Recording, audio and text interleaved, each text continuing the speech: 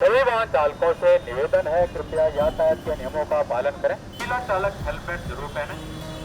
Four wheeler चालक seat belt का प्रयोग करें। कभी भी ड्राइविंग करते समय मोबाइल पे बात ना करें। कभी भी नशा करके वाहन ना चलाएं। यातायात के नियमों का पालन करें। सुरक्षित चलें, सुरक्षित रहें। याद रखें, घर पे कोई आपका इंतजार कर रहा है।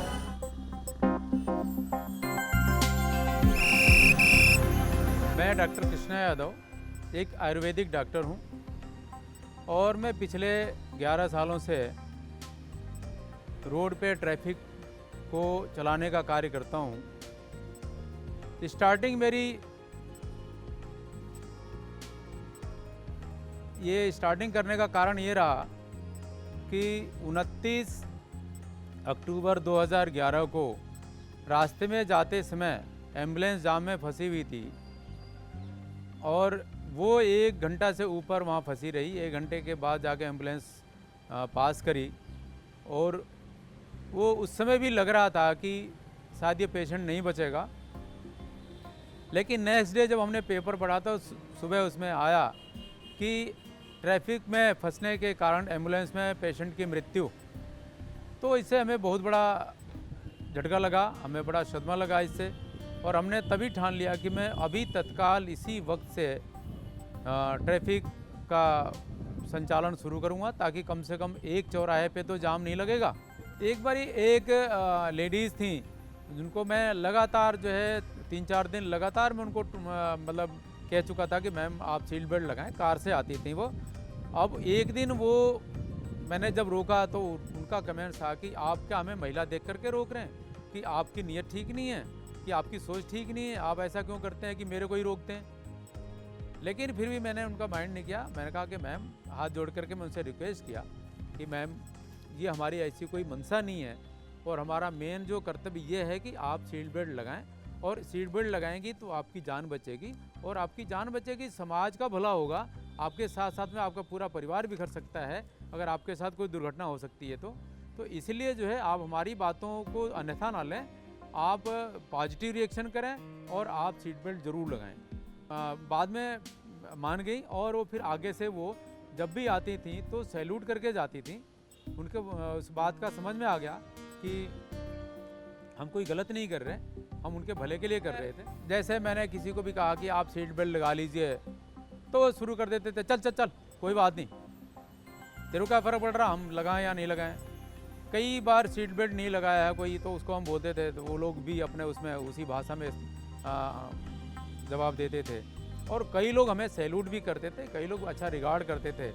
तो हमने ये सोच चला कि चलो कोई बात नहीं, कुछ लोग अगर हर तरह के लोग होते हैं तो इसमें अगर मैं इनको माइंड करूँगा तो मैं इस कार्य को नहीं कर सकता। इसलिए इस कार्य को करना है तो मेरे को इनकी बातों पे ध्यान नहीं देना है, हमें अपने रास्ते पे आगे चलते रहना है, और मैं लगातार इस कार्य को कर रहा हूँ।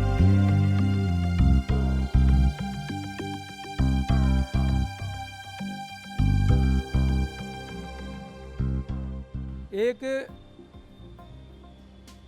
एनटीपीसी वाले चौराहे पे एक लड़की थी, स्कूटी से आ रही थी,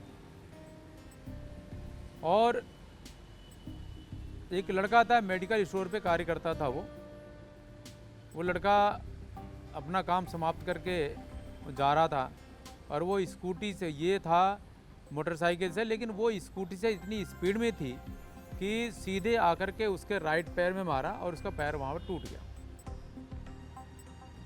उस लड़की को काफ़ी लोग समझा रहे थे, बता रहे थे, हमने भी काफ़ी कहा कि बेटा ये अब आपकी वजह से इनकी ज़िंदगी ख़राब हो गई, इनका पैर टूट गया, अब इनका ऑपरेशन होगा, हॉस्पिटलाइज होंगे, इनका कितना पैसा खर्चा होगा। आप ये सोचो कि आपकी एक थोड़ी सी गलती से अगर आपकी स्पीड कम रही होती, आप ट्रैफिक रूल का पालन किए होते, आप रेड लाइट को जंप नहीं करते, तो ये समस्या पैदा नहीं होती।